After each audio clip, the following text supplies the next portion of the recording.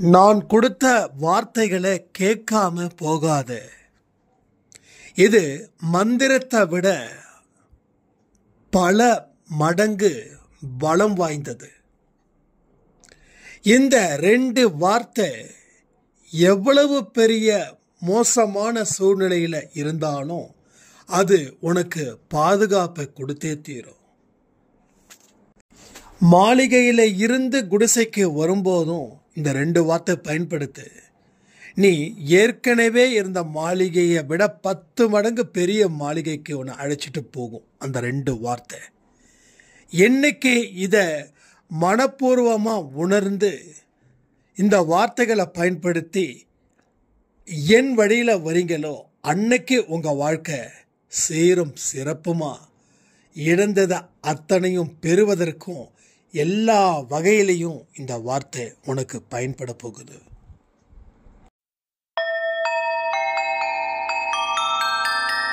ஓம் சாயிரா சாயிரா ஓம் சாயிரா சாயிரா ஓம் சாயிரா சாயிரா அன்பே சாயிரா பேரன்பே சாயிரா அகிலம் தளிக்க ஆத்மா விழிக்க அனுதினம் சாயிரா எங்கள் அன்பே சாயிரா.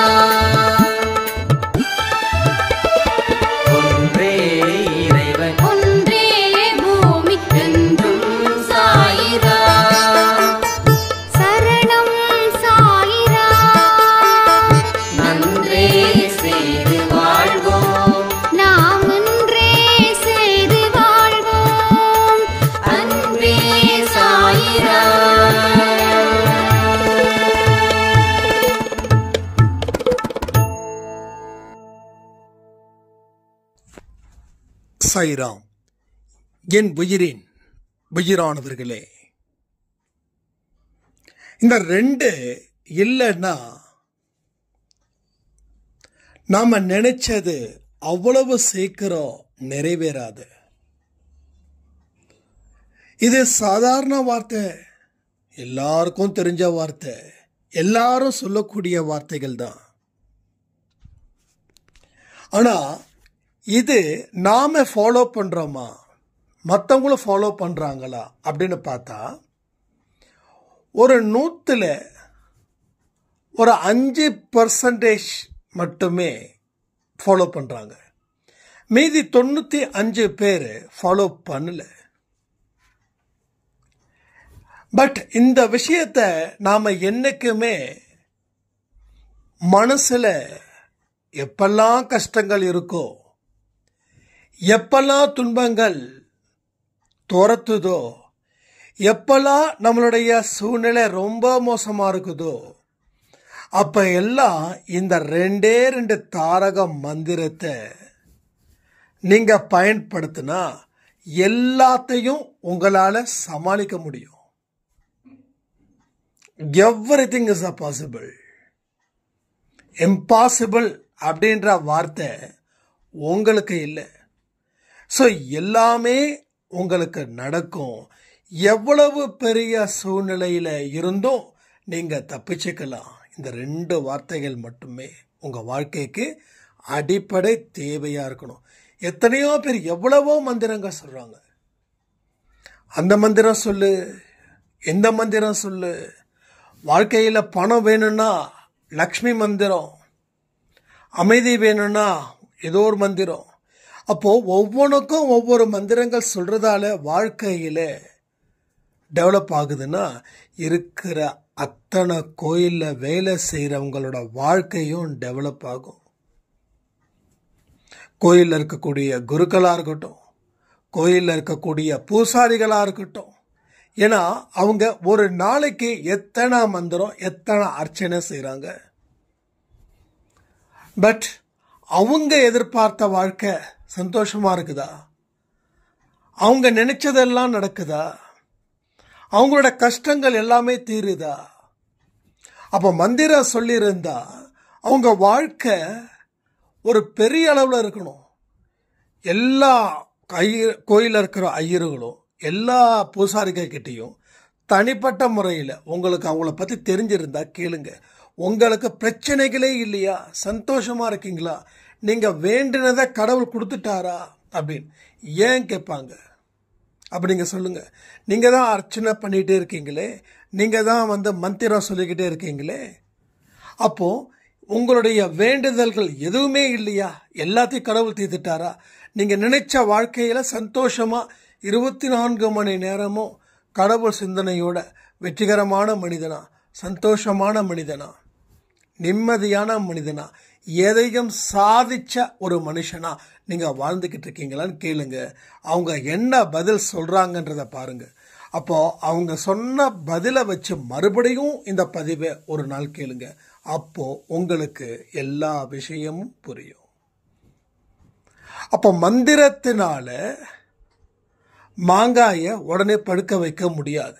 மாங்காய் எப்போ பழுக்கணும், அதுக்குரிய காலம் எப்பயோ அப்பதான் அது பழுக்கும். அப்போ மந்திரத்தினால ஏதாவது செய்ய முடியுமா? செஞ்சிருந்தா இந்நேரம் எல்லாருமே பெரிய பெரிய பணக்காரராக இருப்பாங்க. ஒரு இறந்து போயிட்டாரு, இறந்து போனவரை மந்திரத்தினோட சக்தியை வச்சு எழுப்பிட முடியுமா? முடியாது. ஒரு மிகப்பெரிய பணக்காரர் நடுத்தருவுக்கு வந்துட்டார், மறுபடியும் அவர் பணக்காரர் ஆகணும்னா மந்திரத்தை வச்சு ஏதாவது செய்ய முடியுமா? செய்ய முடியாது.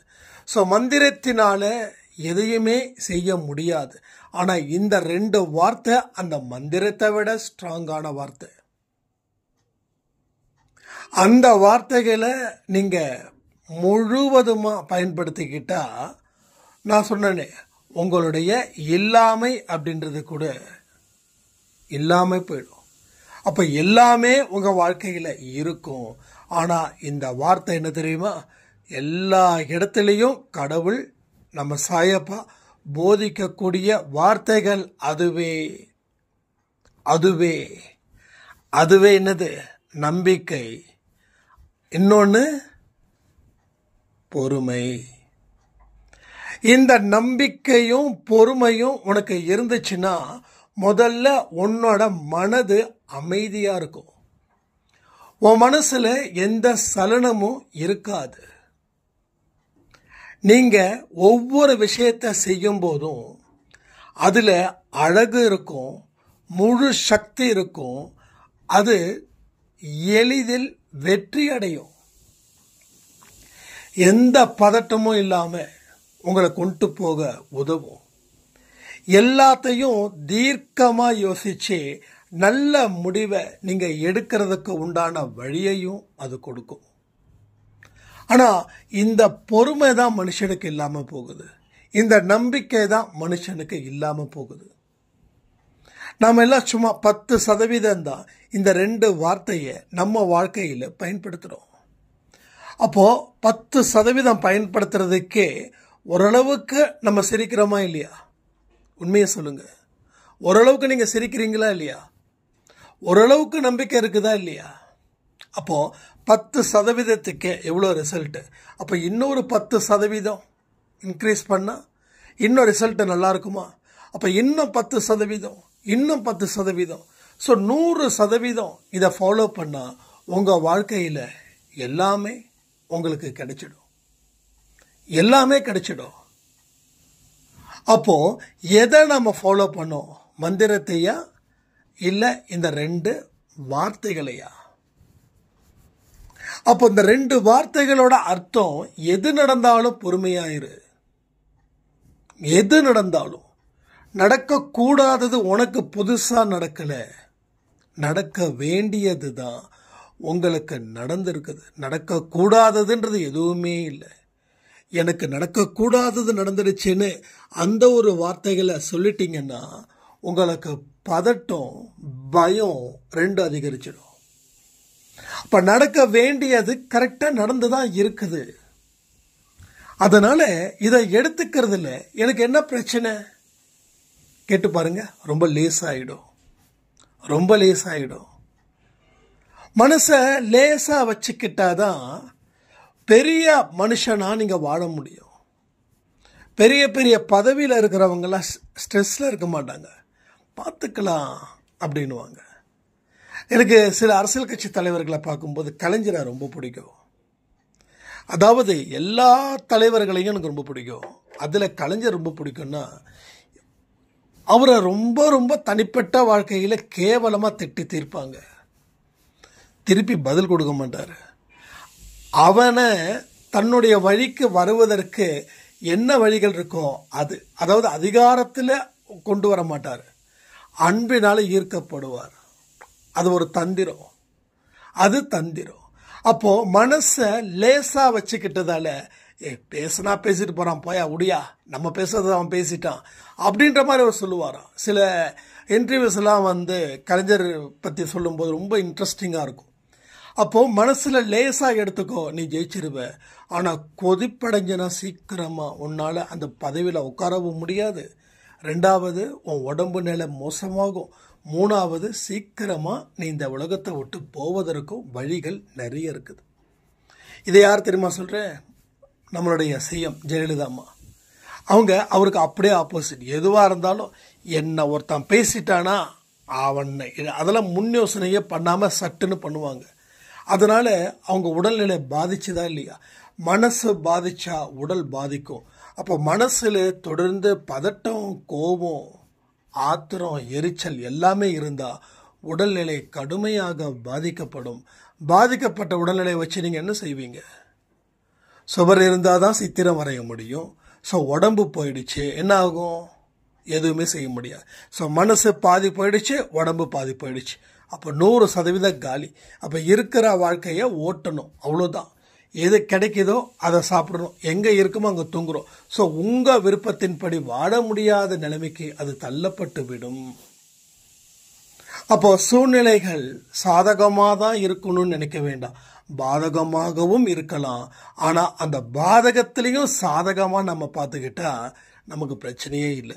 நான் ஓலை குடிசையில் இருக்கிறது எனக்கு பிரச்சனை, கஷ்டம், வசதி இல்லை அப்படின்னு நினச்சா அது எல்லாமே கரெக்டாக சேர்ந்துடும். அதாவது வசதி இல்லை, கஷ்டம், துன்பம் அப்படின்னு. ஆனால் இந்த ஓலை குடிசையிலையும் என்னால் வசதியாக வாழ முடியும்னு நினச்சி பார்த்தீங்கன்னா உங்களை விட பெரும் பணக்காரன் உலகத்தில் இல்லை. ஸோ எல்லாமே மனதின் அடிப்படையில் நிகழக்கூடிய நிகழ்வுகள் தானே தவிர வேற எக்ஸ்ட்ராஸ் ஒன்றுமே கிடையாது. அப்போது என்னைக்கு நான் மாளிகைக்கு போவேன்னு நினச்சிட்டிங்கன்னா மாளிகைக்கு போகிறத பற்றியே திங்க் பண்ணுவீங்க. கடவுள் எனக்கு ஏதோ செய்கிறாருப்பா, அவர் என்ன வேணாலும் செய்யட்டும், அவர் தான் அந்த மாளிகையை கொடுத்தாரு, இப்போது கீழே அந்த குடிசையும் கொடுத்தாரு.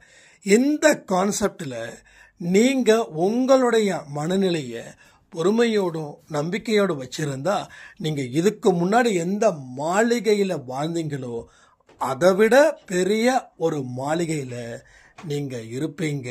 இது நடக்கும். இதை தான் என்றைக்குமே வாழ்க்கையில் நம்ம இந்த தாரக மந்திரமாக பயன்படுத்தணும். அப்போது யாரை பார்த்தும் பயம் இல்லை, யாரை பார்த்தும் பொறாமை இல்லை. என்னுடைய வேலையை நான் நல்லபடியாக செய்யணும்னா இந்த 2 தேவை. அதுதான் திரும்பவும் சொல்கிறேன், பொறுமை, நம்பிக்கை. அப்போ யாராவது ஒருத்தவங்க கிட்ட நம்ம படபடப்பாக பேசிட்டோம் அப்படின்னா நாம் உண்மையிலே சொல்கிறேன் அதை எதிர்க்க துணிவு இல்லாதவர்களாக இருக்கும். யாராவது ஒருத்தங்க கிட்ட அழ ஆரம்பிச்சினாலும் நம்ம கோடையாக இருக்கும். இங்கே அழுகையும் வேண்டாம், 2வது கோபமும் வேண்டாம், ஒரு சரி சமமான மனநிலை. அதுதான் நம்ம ராமலிங்க அடிகளார் அவர்கள் அழகாக அற்புதமாக சொல்லுவார். அதாவது வளர்த்ததும் வேண்டாம், அதாவது முடியை பற்றி சொல்லுவார், சடையும் வைக்க வேண்டாம், அதுக்காக மொட்டையும் அடிக்க வேண்டாம் அப்படின்லாம் சொல்லுவாங்க. அது நிறைய வார்த்தைகள் எனக்கு ரொம்ப பிடிக்கும். அவருடைய ஒவ்வொரு இதுவும் அவர் கிட்டத்தட்ட ஒரு பக்கம் ஞானி, ஒரு பக்கம் பக்கா ஒரு மருத்துவர். அவருடைய கொள்கைகள் எல்லாமே ரொம்ப ரொம்ப ரொம்ப ரொம்ப சிறப்பாக இருக்குங்க. அது அந்த சபையில் இருக்கிறவங்க அடிக்கடி நம்ம ஆஃபீஸ்க்கு வரும்போது நிறைய வார்த்தைகள் சொல்லுவாங்க. அதை சொல்லும்போது ரொம்ப இம்ப்ரெஸ் ஆகும். ஸோ நிறைய ஞானிகள் நம்ம தமிழ்நாட்டிலேருந்து தான் இருக்கிறாங்க. மகாவதார் பாபாஜி எந்த ஊர் தெரியுங்களா? பரங்கிப்பேட்டை. அவருடைய பேர் நாகராஜன். மகா அவதார் பாபாஜி, அதாவது ரஜினி பாபான்னு ஒரு படம் எடுத்தார், 2000 வருஷங்களுக்கு முன்னாடி வாழ்ந்தாரே அவரு தான் ஜீசஸுக்கு கிரியாசக்தி அப்படின்ற ஒரு இதை கற்றுக் கொடுத்ததா அந்த புக்கில் இருக்குது. ஸோ எவ்வளவு பெரிய அவதாரங்கள் வாழ்ந்த நாடு தெரியுமா நம்ம தமிழ்நாடு. ஸோ எல்லா விஷயத்தையும் நல்லா புரிஞ்சுக்கிட்டிங்கன்னா நாம் எப்பேற்பட்ட ஒரு மண்ணில் இருக்கோம். இந்த மண்ணே ஆசீர்வதிக்கப்பட்டது. இந்த மண்ணு சாபத்துக்கு உண்டான மண் இல்லை. சாபத்துக்கு உண்டான மண் எத்தனையோ நாடுகள் இருக்குது. எப்போ பார்த்தாலும் போர், எப்போ பார்த்தாலும் அழிவு. ஸோ நிறைய இருக்குது. அதை சொன்னால் சில பேருக்கு ரொம்ப கஷ்டமாக இருக்கும். சாபம் நிறைந்த நாடுகள். ஏன்னா நம்ம அன்பேசையில் நிறைய நாட்டில் இருக்கிறவங்களாம் இருக்காங்க, அதனால தான் நான் சொல்லலை. பட் எங்கெல்லாம் போரும், எங்கெல்லாம் அழிவும், எங்கெல்லாம் கூக்குரலும் இருக்குதோ அது எல்லாமே சாபம் விளைந்த நாடுகளைன்னு சொல்லுவாங்க. ஆனால் நம்ம தமிழ்நாட்டில், நம்ம இந்தியாவில் நம்ம வி ஆர் இன் சேஃப். ஏன்னா இது நிறைய மகா புனிதர்கள் வாழ்ந்த ஒரு இடம். கொரோனாவில் கூட அமெரிக்கா மிகப்பெரிய பணக்கார நாடு, அங்கே கூட ஏகப்பட்ட மனுஷங்க இறந்தாங்க. ஸோ அந்த கணக்கை வச்சு இந்தியாவோட பாப்புலேஷனை பேஸ் பண்ணும்போது ஏகப்பட்ட பேர் இறந்து போயிருக்கணும். ஆனால் அப்படிப்பட்ட ஒரு நிலை நம்ம இந்தியாவில் வரலை. ஏன்னா இது ஆசீர்வதிக்கப்பட்ட ஒரு நாடு. அப்போது அந்த நாட்டில் நாம் இருக்கும்போது நாம் உண்மையான விஷயத்தை புரிஞ்சிக்க முயற்சி செஞ்சிட்டோம் அப்படின்னா நாம் அருமையாக அற்புதமாக ஒரு வாழ்க்கையை வாழலாம். ஏன்னா இங்கே ஏற்கனவே ஒரு மிகப்பெரிய வைப்ரேஷன் இருக்குது, ஒரு மிகப்பெரிய சப்போர்ட் இங்கே இந்த மண்ணில் இருக்குது. ஷீரடியில் நம்ம சாயப்பா இருக்கார். ஸோ எல்லா ஸ்டேட்லேயும் ஒவ்வொரு அவதாரங்கள் இருக்கிறாங்க. அதுவும் நம்ம தமிழ்நாட்டில் யார் யார்?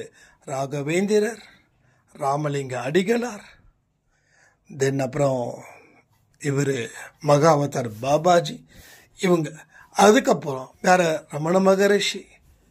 இது மாதிரி எத்தனையோ ஞானிகள், எத்தனையோ மனிதர்கள். அப்போ இது ஆசீர்வதிக்கப்பட்ட மண். இந்த மண்ணுக்கு நாம் தலை வணங்கணும். நான் அடிக்கடி சொல்லியிருக்கேன்ல, இயற்கையோட ஒன்றிணையிலன்னா வாழ்க்கை தனித்து விடப்படும். ஸோ இது இயற்கை. மண்ணை பார்த்து வணங்குங்க, வானத்தை பார்த்து வணங்குங்க, சூரியனை பார்த்து வணங்குங்க, சூரியனுக்கு நன்றி சொல்லுங்க. சூரியன் ஒரு வாரம் வரலன்னா எல்லாம் முடிஞ்சுது. சூரியன் ஒரு வாரம், 2 நாள் மழை வருதுன்னா என்ன நடக்குது?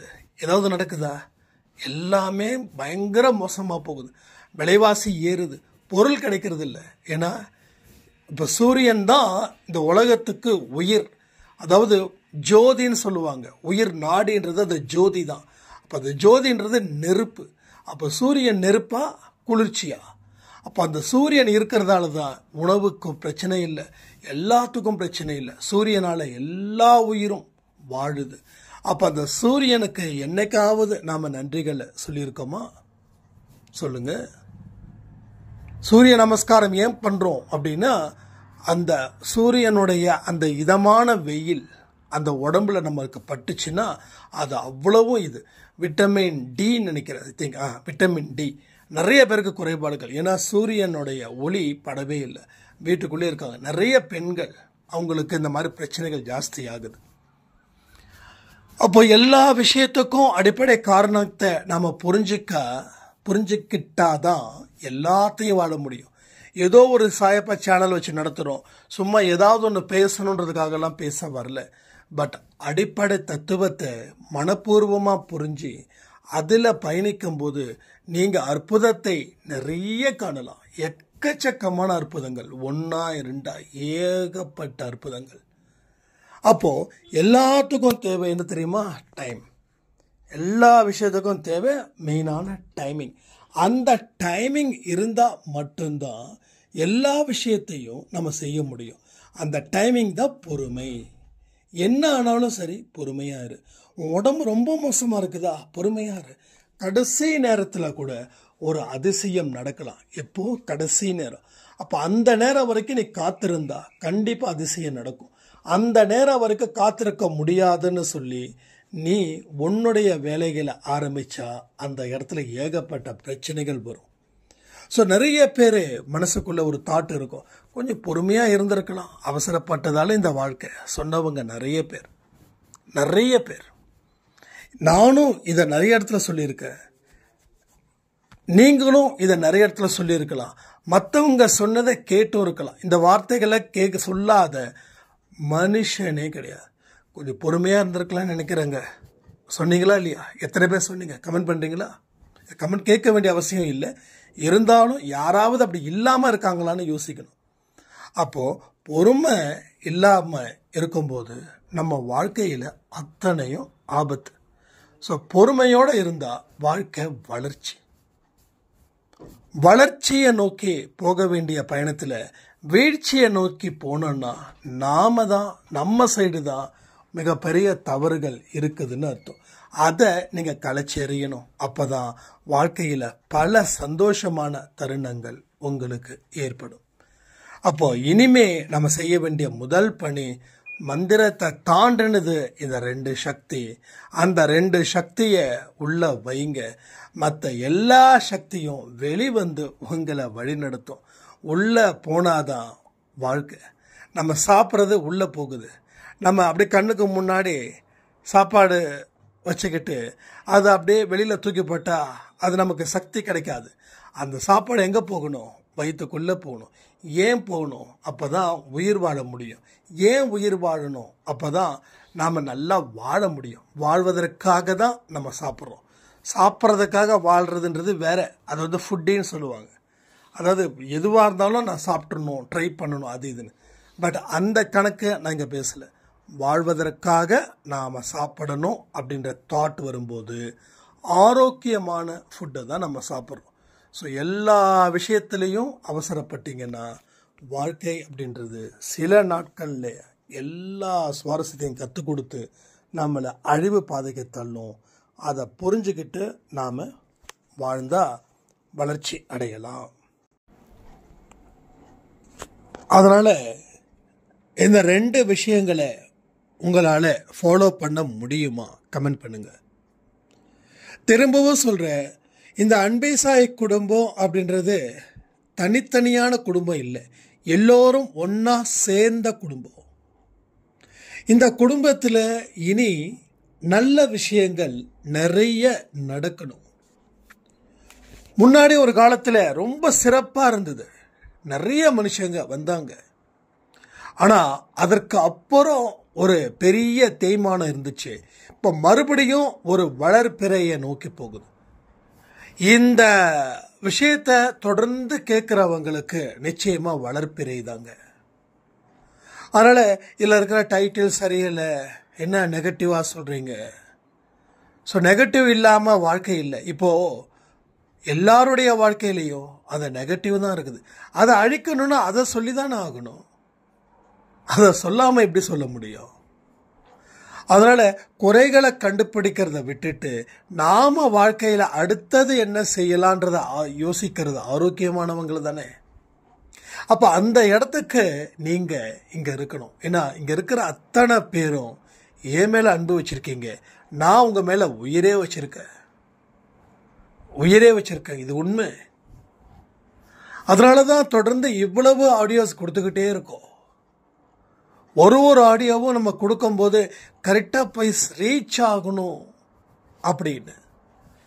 அது கேட்குறவங்க கேட்கட்டும், கேட்காதவங்கள பற்றி நம்ம கவலைப்பட வேண்டாம். ஒரு சாய்ராம் சொன்னாங்க, அன்பே சாயில் நிறைய பேர் இப்போ கேட்குறதே இல்லை, ரொம்ப கஷ்டமாக இருக்குது அப்படின்னு. நான் ஒரே வார்த்தை தான் சொன்னேன், யார் கேட்கணும்னு சொல்லி கடவுள் அவருடைய ஒரு நோட் புக்கில் எழுதியிருக்காங்களோ அவங்க தான் கேட்க முடியும். அப்போ இதை கேட்கணுன்னா அவங்க அதற்கு தகுந்த மாதிரியான வழியில் போனாதான். ஒரு மோசமானவன் அடுத்தவன் வாழக்கூடாதுன்னு நினைக்கிறவன் எந்த நல்ல விஷயத்தையும் கேட்க மாட்டான். நல்லவனை அவன் மதிக்கக்கூட மாட்டான். அப்போது எல்லோரும் திருந்தி வந்து நிற்கணும். ஆனால் இங்கே திருந்துறோம், வாழறோம், மறுபடியும் தப்பு பண்ணுறோமே. அப்போது தப்பு பண்ணுறது நமக்கு பிடிச்சிருக்குதா என்ன? அது உங்கள் மனசாட்சிக்கிட்ட கேளுங்க.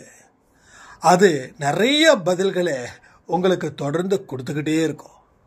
ஸோ எல்லா விஷயத்தையும் பாருங்கள். காலையில் வெற்றிடேச்சன் சாயின் சத்தியம், பிரார்த்தனை நேரம், அன்பே சாயில் 2 ஆடியோஸ். ஸோ சாய் 1:10 எதற்காக கொடுக்கப்படுறது, எதற்காக, ஏன் கொடுக்குறோம், எல்லாம் உங்கள் வாழ்க்கையில் ஒரு மாற்றத்தை ஏற்படுத்தணும் அப்படின்றதுக்காக மட்டும்தான். இதையெல்லாம் புரிஞ்சுக்கோங்க, வாழ்க்கையை வாழுங்க. ஸோ மந்திரத்தை விட சக்தியானது நம்பிக்கையும் பொறுமையும் சொல்லி இந்த பதிவை நான் முடிக்கிறேன். ஜெய் சாய்ராம். ஓம் சாயிரா, சாயிரா, ஓம் சாயிரா.